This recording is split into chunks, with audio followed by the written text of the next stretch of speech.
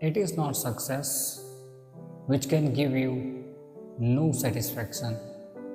સફળ થવા માટે એટલી પણ લાંબી દોડ ન લગાવવી જોઈએ કે ત્યાં સંતોષ નામનું સ્ટેશન ના આવતું. સંતોષ થાય એટલે સમજી લેવું કે આપણે સફળ થયા.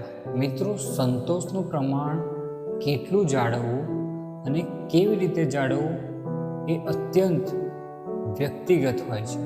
સંતોષ વગરની ગાડી હોય છે ને, એ બ્રેક ફેલ થયેલી હોય ને એવી હોય છે.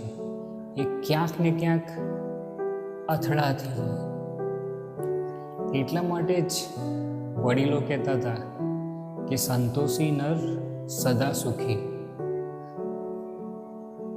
બીજી એક લાइन कह दो कि उन्हें कामयाबी में सुकून नज़र आया तो दौड़ते रहे और हमें सुकून में कामयाबी नज़र आई तो हम ठहर गए. Thank you.